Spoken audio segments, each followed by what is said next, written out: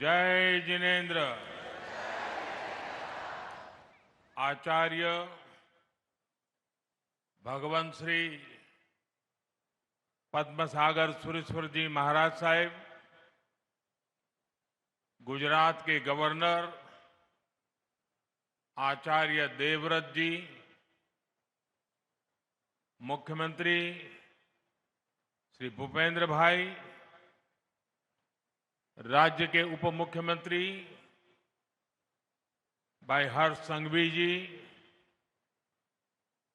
परम पूज्य आचार्य भगवंत, पूज्य साधु भगवंत, साध्वी जी भगवंत, इस पवित्र सभा में उपस्थित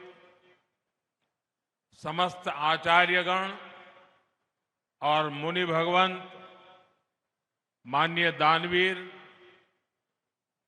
विद्वज्जन, देवी और सज्जनों, आज भगवान महावीर जयंती के पावन पर्व पर मुझे इस पवित्र जैन तीर्थ आने का सौभाग्य मिला है। सर्वप्रथम मैं भगवान महावीर के चरणों में प्रणाम करता हूं। मैं कोबा तीर्थ से सभी देशवासियों को भगवान महावीर जयंती की शुभकामनाएं देता हूं। मैं आज परम पूज्य आचार्य श्री कैलाश सागर सुरेश्वर जी महाराज साहब की स्मृति को भी वंदन करता हूं। उनके स्वप्न ने कोबा की इस धरती पर ज्ञान और श्रद्धा का यह महान केंद्र स्थापित किया है। कोबा तीर्थ की यह स्थली आध्यात्मिक शांति से ओतप्रोत है। जिस स्थान की ऊर्जा ऐसी अलौकिक हो, जिसमें इतने जैन मुनियों की, संतों की तपस्या जुड़ी हो, वहां सृजन और सेवा ये अपने आप प्रस्फुटित और संचालित होते हैं। मैं तो बरसों से देखता आया हूं कि कोबा तीर्थ में कैसे अध्ययन, साधना और संयम की सतत परंपरा चली आ रही है। यहां मूल्यों का संरक्षण होता है, संस्कारों को संबल मिलता है और ज्ञान का पोषण होता है। ये त्रिवेणी भारतीय सभ्यता का आधार है। इस त्रिवेणी को अविरल बनाए रखना ये हम सबका दायित्व है।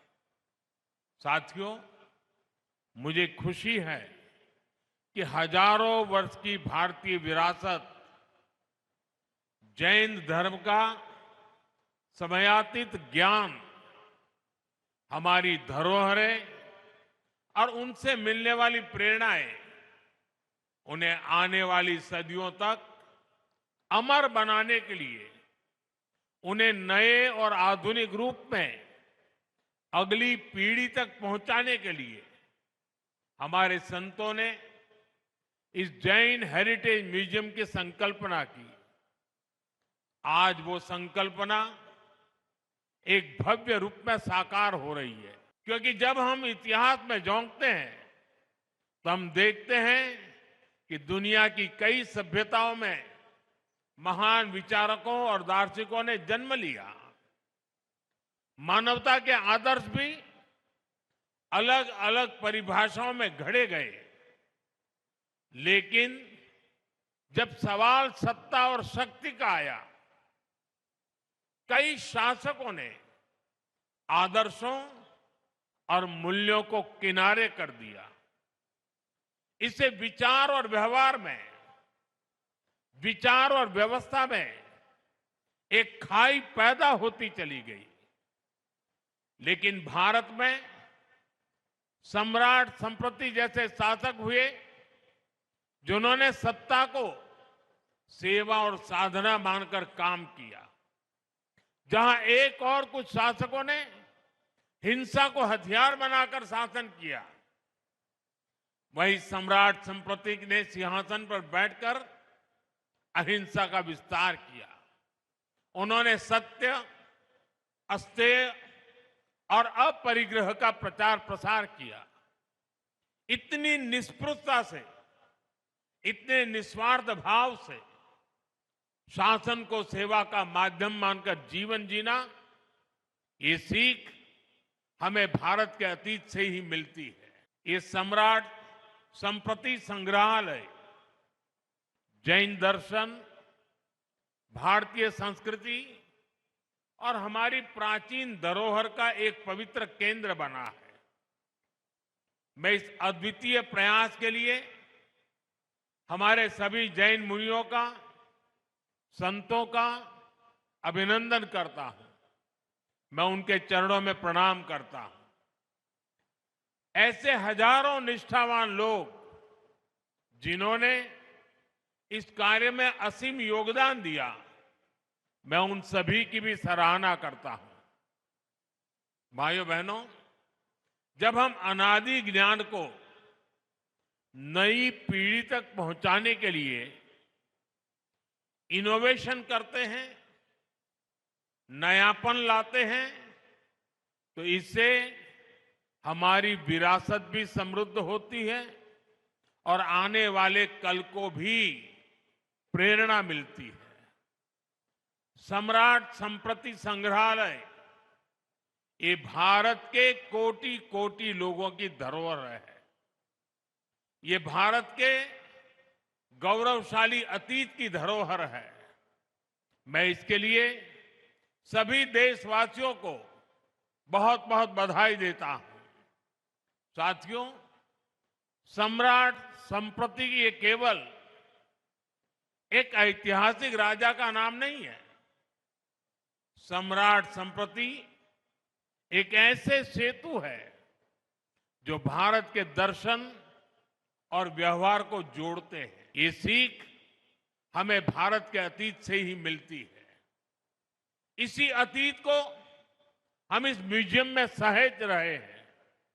साथियों, मैं देख रहा था, इस म्यूजियम को डिजाइन पे ऐसे किया गया है, इसमें हर कदम पर भव्य भारत की पहचान के दर्शन होते हैं। इसकी 7 दीर्घाएं, हर दीर्घा भारत की विविधता और सांस्कृतिक संपन्नता का उद्घोष करती है। प्रथम दीर्घा में हमें नवपद के दर्शन होते हैं। नवपद यानी अरिहंत, सिद्ध, आचार्य, उपाध्याय और साधु।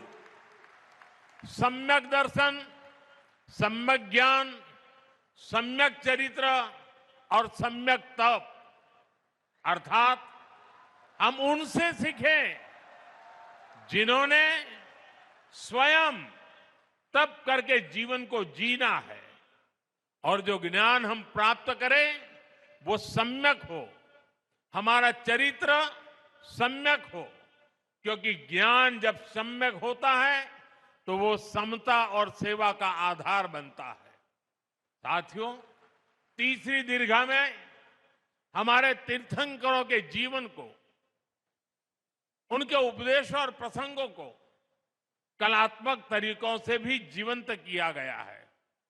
भाइयों बहनों, इस म्यूजियम में भारत की सबसे बड़ी विशिष्टता के, सबसे बड़ी ताकत के दर्शन होते हैं।